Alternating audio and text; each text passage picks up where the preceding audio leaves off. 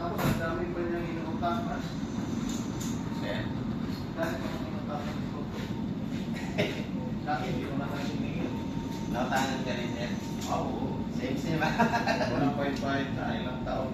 Kung pinapautak ko sa akin, laki na ng dugo. May interesa na, sir. Pinadala ko rin yan, sir. Mananap mo, alam. Ito, alam pa rin. Kasi nasa message sa akin, nakakala ko. Gawa natin pang Madami na siya. Dito na, pinutakan niya. Eh, iba kasi suto, pagka nagkapira, hindi man niya uunahin yung utang niya. Bumili-bili siya ng mga luho-luho, no?